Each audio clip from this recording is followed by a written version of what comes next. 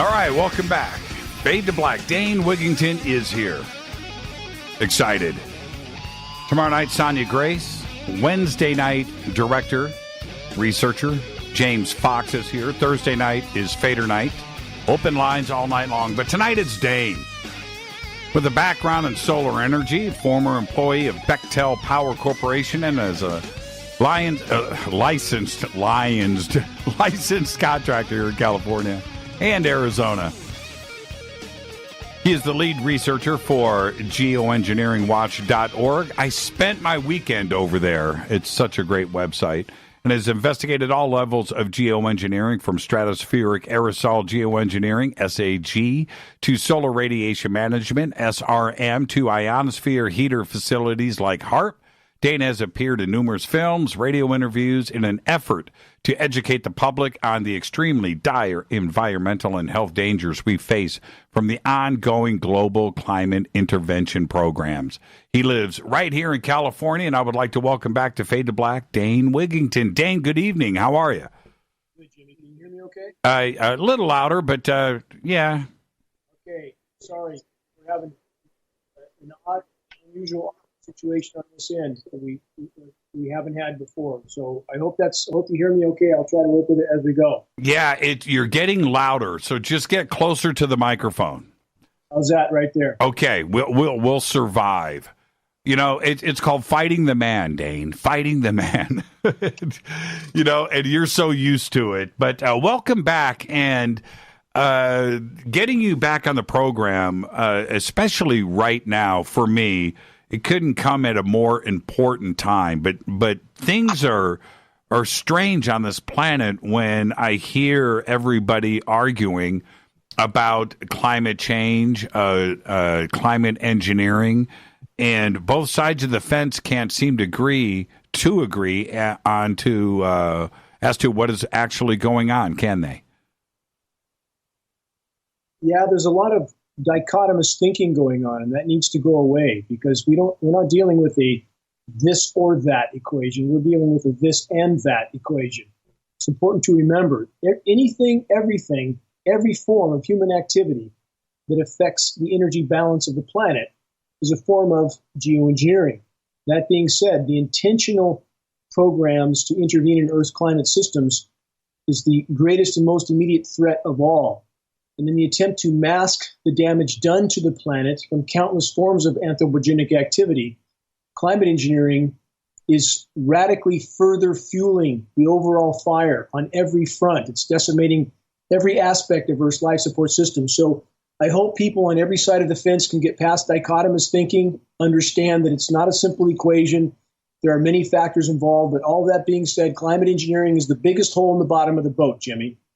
The debates that are going on, Dane, and I know that you see and read this every day, and I read your newsletter when you send it out a couple times a week. I'm on top of it. But what I find the most fascinating is that everybody can agree on, or generally, that there is something happening. But nobody can agree on a scientific level and on an educated level as to what is causing it. And that's the part for me. I just sit back and go, do we have to argue about this? Or can't we just recognize that this is a situation where we are at the tipping point and we've got to come up with some solutions? Isn't that the most fascinating part about this, where science is in agreement, but yet they want to fight about it? In regards to academia, the propensity to ignore the climate engineering elephant in the room is truly perplexing. And there can be no legitimate discussion about the climate or the state of the climate without first and foremost addressing climate engineering. Mm-hmm. That is not to negate all other forms of human activity. And this is important as well. Too many people have tried to convince themselves that paving the planet, cutting down the forest, poisoning the oceans is all fine, but that has no effect, which is not true, of course. It can't not have an effect. That being said, again, though, climate engineering's for over 70 years. Over 70 years, the Earth's life support systems have been intervened with. So when you hear people claim that they've seen certain scenarios 20, 30, 40 years ago. Maybe they have, but that doesn't mean it was natural, because we know that these programs were deployed at full scale immediately after World War II. Mm-hmm. But the bottom line is, it's all of the above. Now, climate engineering in particular has prevented the planet from responding to the damage done. That's critical to understand.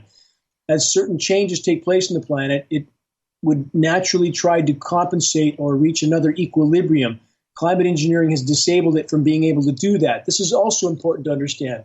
Jimmy, when people talk about Earth's natural cyclical patterns, that does not apply here. It doesn't apply any more than throwing somebody off a 100-story building and say, hey, people die, it's natural. No, they wouldn't have died right then if you wouldn't have thrown them off the building. Mathematically speaking, the changes happening on our planet are happening conservatively, statistically, mathematically, 170 times faster than any previous paleo event. So this is not natural in any way, shape, or form, with climate engineering being the single greatest factor in the equation. But that doesn't mean the only factor by any means. If you have many slices to a pie, you have one slice that's bigger than the rest, but that doesn't mean the rest don't count. So it's important to frame this correctly, and important for people to understand it's not a simple equation. We have not been good stewards to the planet. I don't think there's any arguing that one. But that being said, climate engineering is derailing every imaginable aspect of Earth's life support systems. And on top of that, Jimmy, it's contaminating every single breath we take, you, me, and everyone else. And that's an immediate fight for life. How are the scientists today responding to your work and others that are reporting on geoengineering? Is it something that's closer to being recognized and discussed, or is that still the elephant in the room? It's getting closer because it's getting all but impossible to hide. And we have just completed, in the last week and a half, a project that's been in the works for a very long time. Geoengineering Watch and a team of scientists and attorneys that we work with, we have just completed the first of its kind atmospheric testing, specifically looking for confirmation of climate engineering contamination at altitude. We have successfully confirmed that. I have more to announce at a later date. Our lab testing is extraordinarily extensive and ongoing, but this is testing that is court admissible. And I have to leave it at that point. I'm not at liberty to say anymore. Again, we're working with a team of attorneys. We have confidentiality agreements. But the bottom line is academia has backed themselves into quite a corner by doubling down on their denial for so long. Now, what happens when this is fully exposed? Those in academia who denied it the whole time have a lot of explaining to do. And there's only two possibilities for their denial. They're either criminally negligent of the profession in which they claim to be an expert, or they're lying. Take your pick. This, I realized, I understand the, you don't have the ability to comment a whole lot further, but I'm going to press you on a couple of points if I may. And if you can't answer, you just can't answer. Is this something that Washington will undoubtedly reply in a very negative sense if the proof is that there are metals in the atmosphere, that there's geoengineering going on at altitude that can only be done by with the knowledge of Washington, whether they are part of it or not? But is this something that they're going to respond to or ignore? If we can expose this issue, I don't think they'll have any choice but to respond. I think there'll be a shockwave around the globe as populations realize they've been subjected to a grand and lethal experiment without their knowledge or consent, an experiment from which there is no return. The liability factor in this equation alone has long since been incomprehensible. The moment you intervene with the climate system at this level, no event can be considered natural. Thus, every event has to be considered to some degree a consequence of climate engineering operations. Mm-hmm. This disclosure will overturn the system. I would argue it will galvanize people in a common cause, understanding what their governments have done to them. The collusion and cooperation on this issue is profound. No matter what adversarial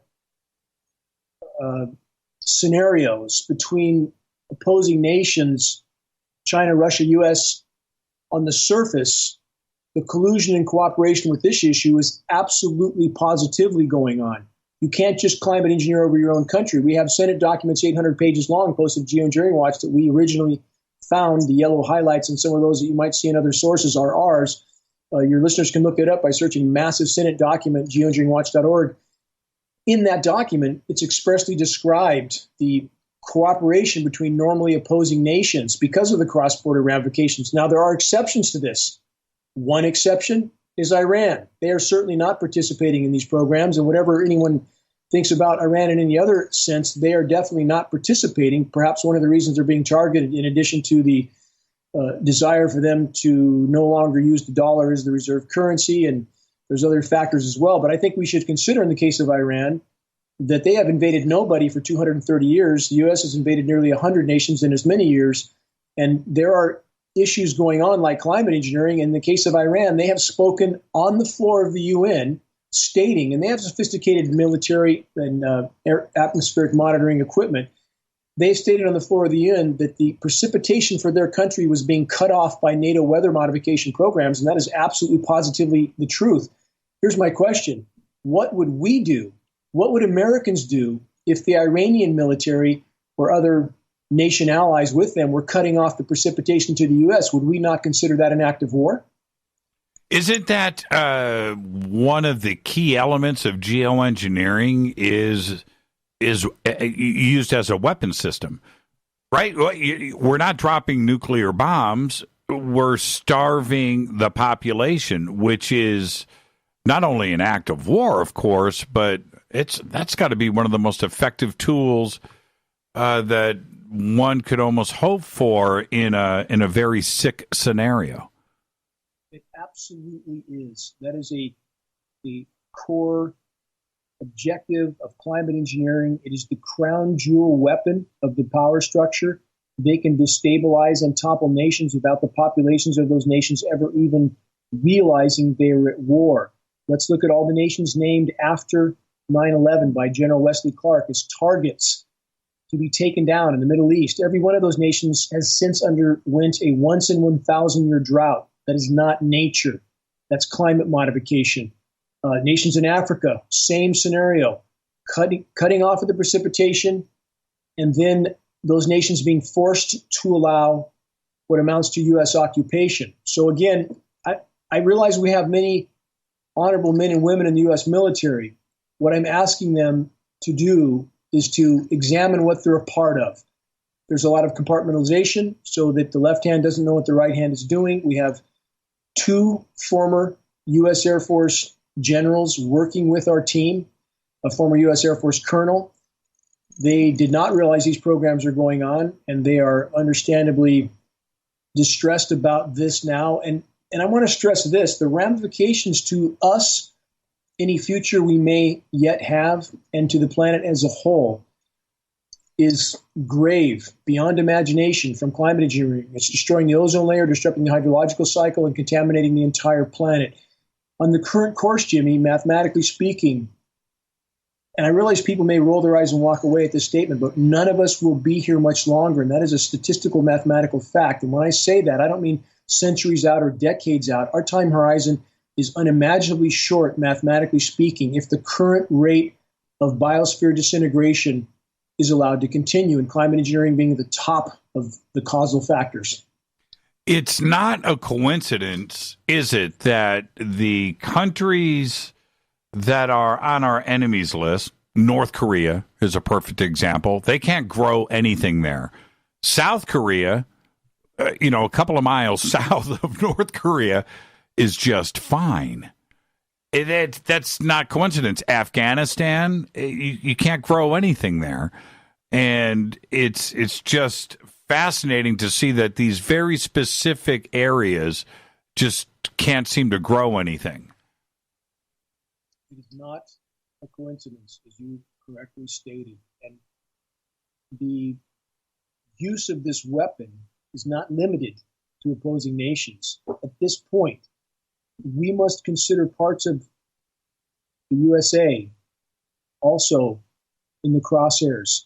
In the case of California, whatever the objectives, whatever the agendas, we can debate that.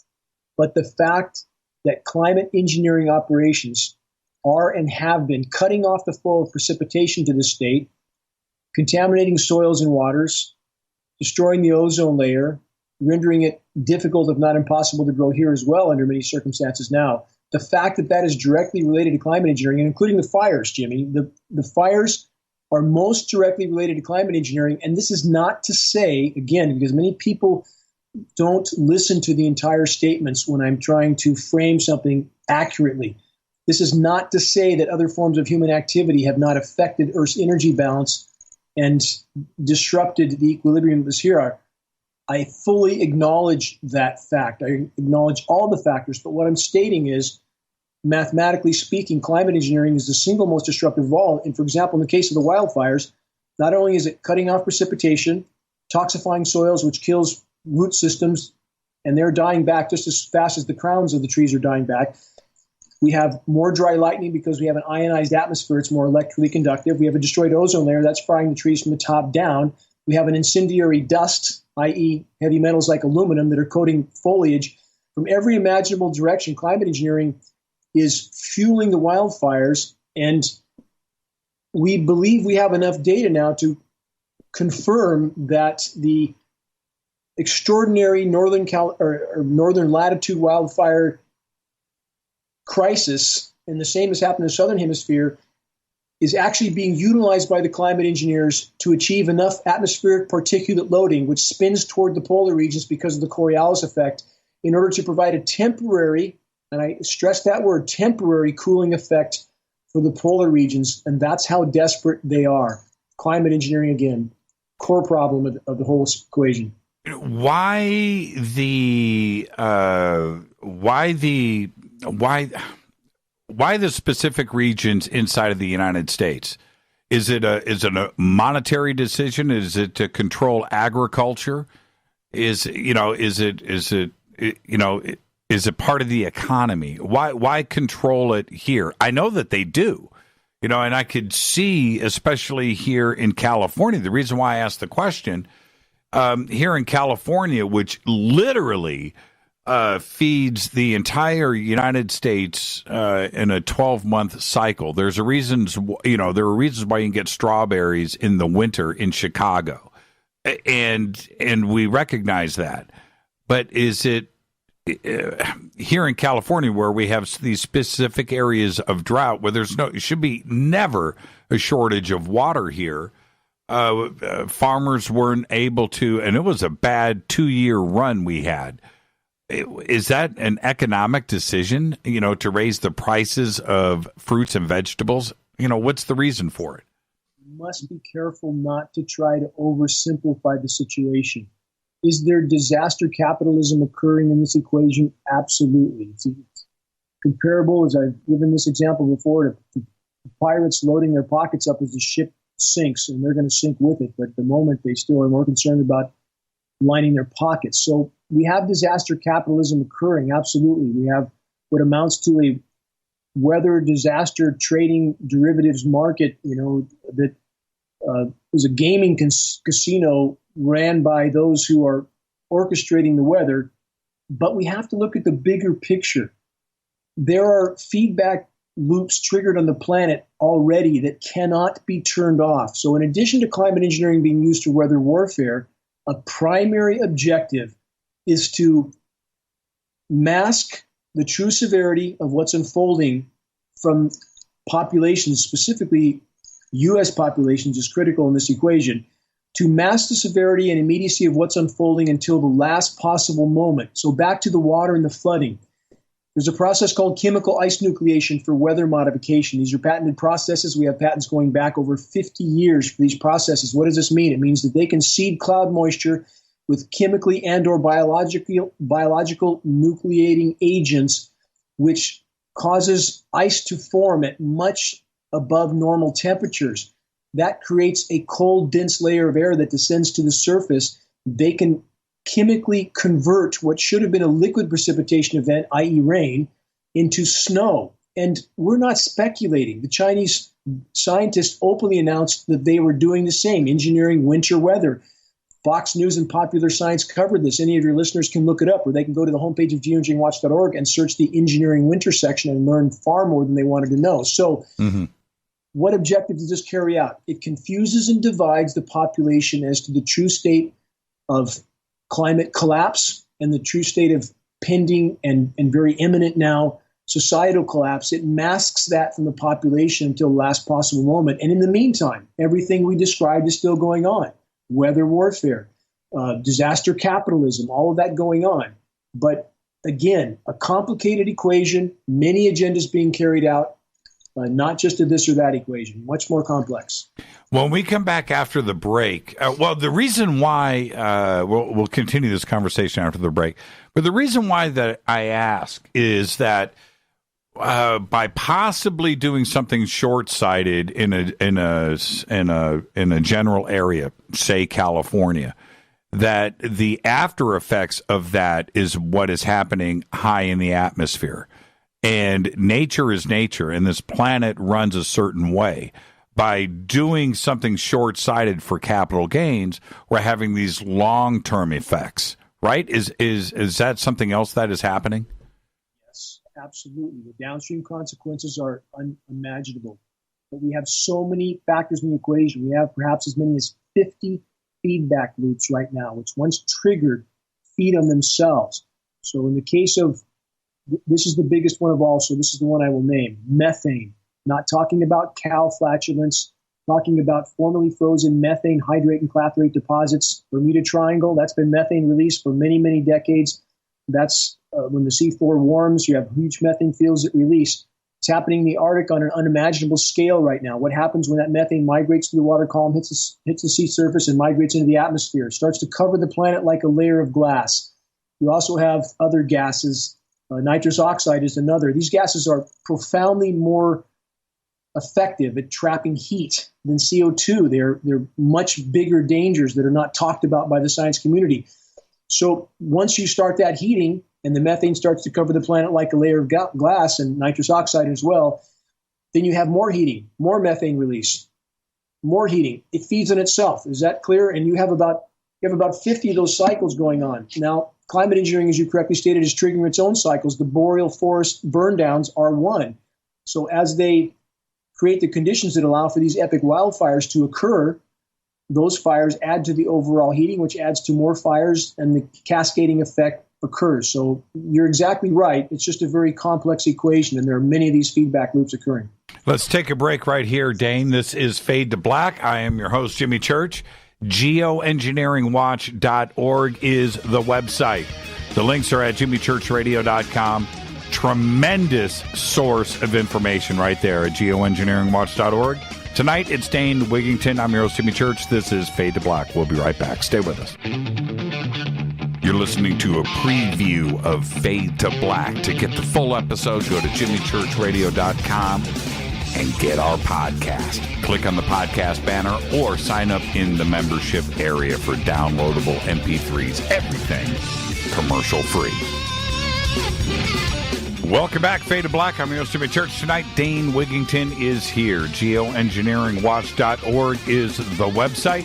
Tomorrow night, Sonia Grace. Wednesday night, James Fox. Thursday night, open lines all night long. Tonight, it is Dane. Now, okay, Dane, I have been in Southern California for 35 years. I have fought through 7-year stretches of not a drop of rain. Right? This winter, it has rained for the last 3 months every single day. Right? We've never had that before. And it's not my imagination. It's raining. It rained yesterday. It has not stopped. Is this geoengineering? Can you hear me okay, Jimmy? I got you. Is this audio any better? It's perfect. Okay. You are the man.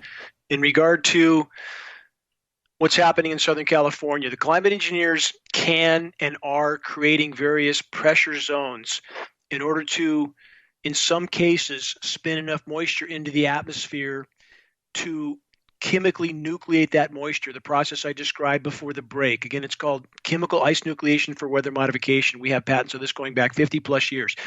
So this is one of the ways of cooling things down, although temporarily. That surface layer of cool may be only a few hundred feet thick in some cases.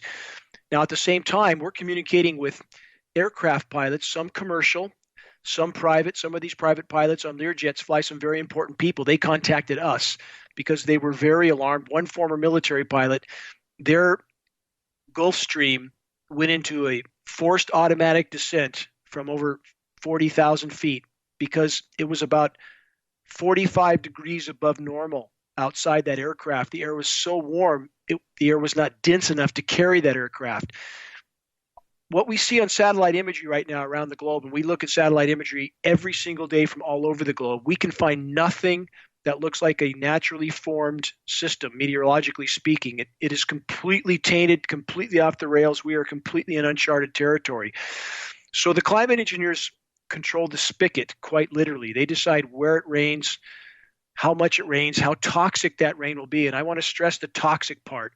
In our testing, we have identified, in addition to the usual suspects of heavy metals, aluminum, barium, strontium, polymer fibers, we have now identified positively in snow samples, and these are taken by very highly credentialed scientists that we work with, surfactants. Surfactants are used, well, so you have surfactants in soap. Many people have seen foaming rain, foaming runoff. The surfactants affect the molecular tension of water molecules. There's a lot of various effects and uses. It is a part of the mix with, for example, aluminum nanoparticulates. We know this from the manufacturing statistics and data. It keeps the particles from sticking together. So this comes down in the rain. This is toxic. Synthetic urea is used in chemical ice nucleating. So we have basically the atmosphere, Jimmy, being used as a physics lab with no regard for the consequences whatsoever. The air is one thing. The atmosphere is one thing. Huge concern. Huge concern.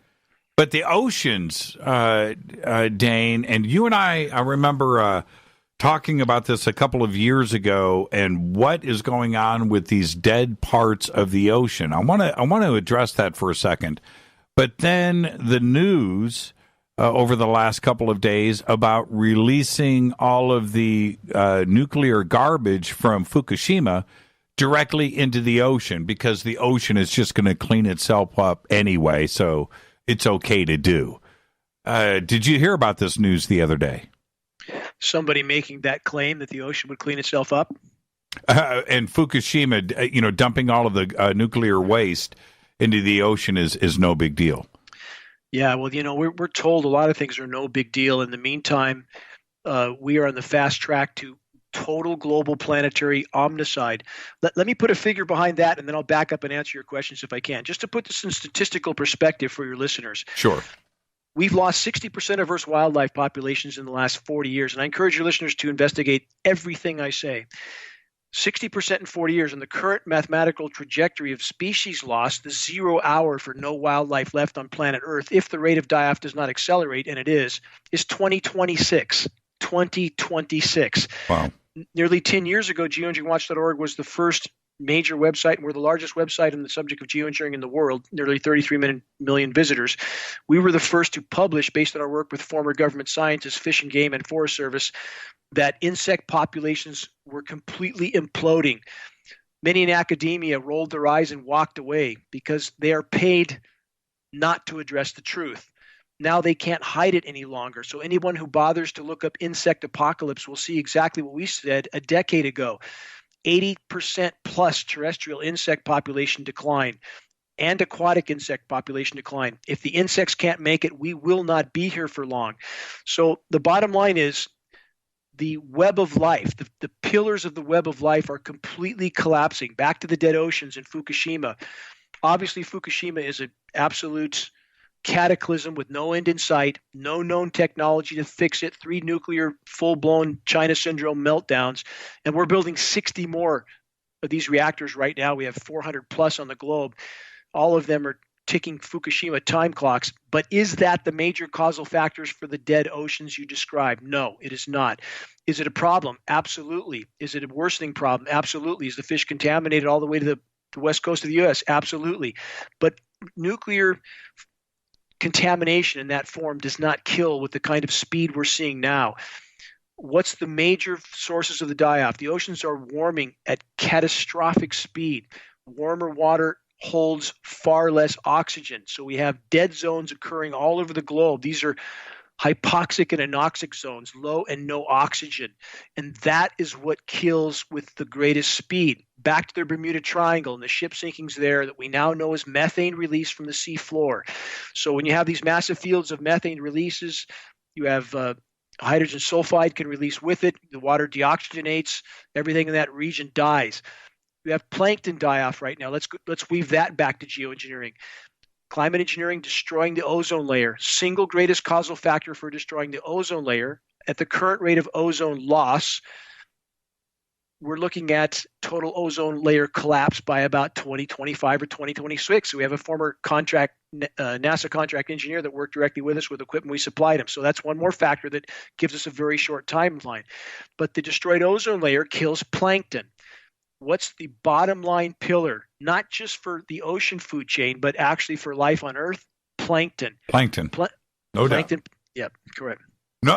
No doubt. And I want you to continue, but we always think of trees as our source of oxygen, right? And okay, all right, okay, we can go with that. Plankton and the oceans are the base of all of the food cycles and the oxygen from the ocean that feeds our atmosphere. And if we're removing the oxygen from the oceans, then you can start to figure out what's going on, right? Correct. And boreal forests, second greatest source of oxygen on the planet, plankton, greatest source. So the food chain in the ocean is absolutely collapsing. Plankton have to feed in the upper layers of the water column because they photosynthesize. They're being fried with the intense UV. And I'm not stating, though, that this is the only problem. Again, we have Fukushima. We have countless sources of contamination into our seas. I mean, we have poisoned them in every imaginable way. But the warming of the oceans is also a huge factor. Statistically, the planet is warming at the thermal energy equivalent rate, the heat energy equivalent rate of 4 to 5 Hiroshima bombs per second. And I realize that may be hard to fathom for people. I encourage them to look it up. They will find science study citing exactly what I just stated. That's a thermal energy equivalent of about 400,000 Fukushima bombs per day. That energy has gone into the oceans. We're seeing ocean temperatures in some regions of the Arctic 25 degrees above normal. So all of this creates this cascading effect that you described before the last break. And one factor triggers 10 more, which trigger 10 more. Bottom line is we're on the fast track to a lifeless planet. And here's the big variable, Jimmy. It's not that you wake up overnight and the planet stops supporting life overnight. But the power structure knows this is unfolding. They know they can't hide it from the population much longer. And I would argue this. At the moment, they believe they can't hide it any longer. The power structure will play some very big cards, global conflict perhaps, false flags that make 9/11 look like kids playing with firecrackers. Who knows what they will do at this point. I just want your imagination to run free for a second. What is it that these bankers and these power players at the very top of the pyramid, the very top of everything, what do they expect to be living on when there are no bees to pollinate, when there are no insects, when there are no fish in the oceans?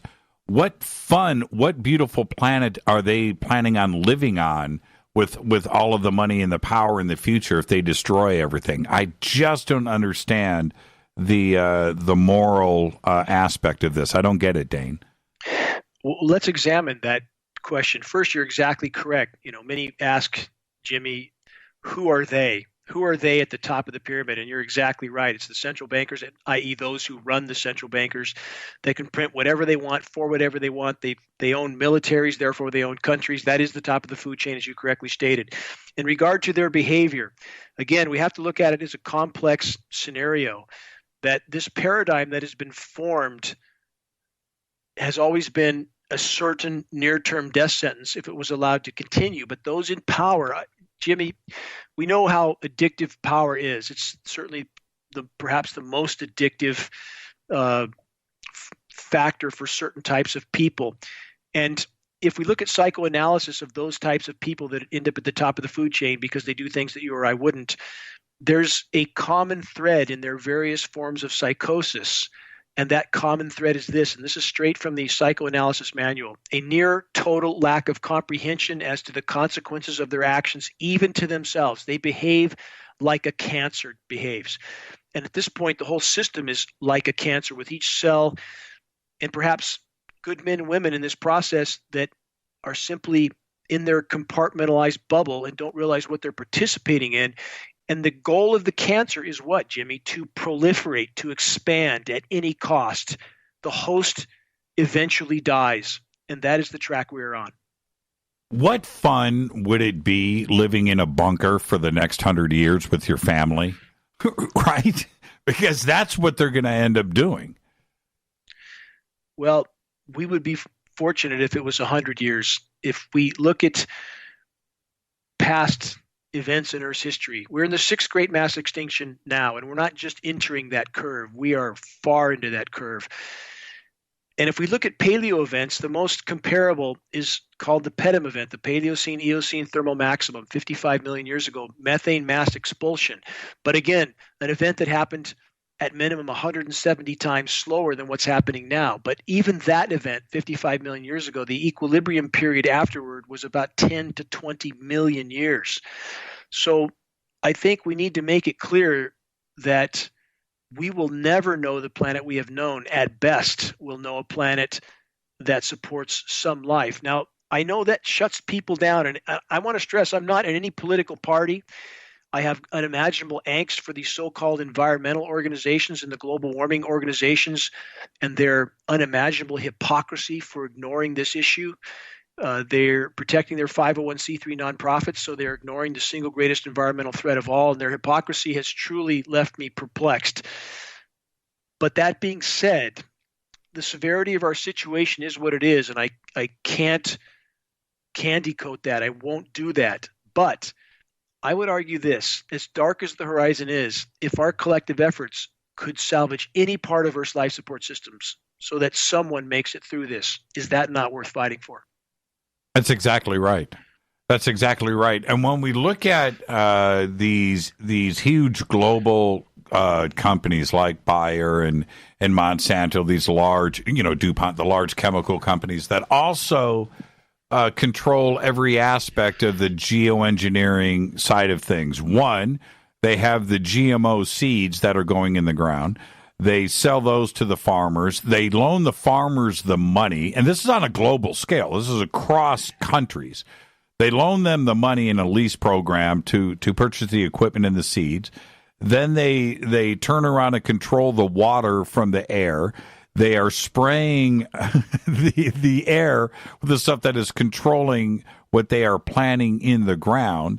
And they are paid at every scale and profit from every version of their business model. That ultimately is what is happening today, and nobody wants to stand up and do anything about it, Dane. Well, what you describe is exactly right, Jimmy. I mean, you've always been completely on top of the scenarios in our paradigm. I know that from our previous conversations, and this is where you end up. We're back at the cancer point where so many are just going about their lives in a sort of a bubble and not realizing that this paradigm in and of itself has pushed us past the point of no return. And I want to stress that too. We are through the guardrail. And as you know, if you crash through the guardrail and you're hurtling through the air, putting on your brakes doesn't do a lot of good at that point. And as I've compared in the past, the human race right now, the majority of the human race, unfortunately, is like the occupants of that car. And they're arguing about what station to put the radio on while they're hurtling through the air toward the bottom of the canyon. And that paradigm has to change. And again, it must change from the bottom up. We are being censored so radically, and I know you know this, you mentioned it earlier. As an example for this, geoengineeringwatch.org should be and was the top of the first page on a Google search, which is the 80% of search engines on the planet. We're the top of the first page for a search of the geoengineering term. about 5 months ago, Google completely erased us, gone, deleted from 20 pages of their listings for the geoengineering term. We're still on the top of other search engines, Bing, DuckDuckGo, but that's the kind of censorship we're experiencing. We have 100,000 YouTube subscribers. It goes out to none. We have 4 massive Facebook pages with 300,000 or 400,000 likes between all of them. Goes out to no one. I mean, they are desperately trying to hide this issue because, again, I would argue of all the challenges we face, this issue is the most grave, the most immediate threat of all, and potentially the most uniting issue for populations all over the globe. If we could expose this, it would unite, catalyze populations into a common cause. They would understand, again, what their governments have done to them. Over the last year, I have noticed this strange flip-flop on Antarctica and Greenland, in that the news was saying forever that the ice was melting. Ice is melting, everything's shrinking. And now, over the last 6 months, the news has completely flipped, in that now ice is now growing again in Greenland and Antarctica. Are they trying to change the public's perception as to what is going on? Or is there actual cooling and ice is starting to grow again? Which way is it? Well, as I state this, I'm asking your listeners to not believe me, but to look at, for example, a film online called Chasing Ice. They can watch this. I think it's $2.99 online. So they don't have to believe me or anyone else. They can see with their own eyes a non-political film that shows firsthand unbelievably shocking, riveting footage of ice deposits all over the globe disintegrating. So the story about Greenland that was hyped up to create exactly the effect that it is clearly created was about one single glacier that they statistically made it look like there was more loading on that glacier. Why? Because there's more precipitation there. Why is there more precipitation? Because you have more precipitation on a warming planet.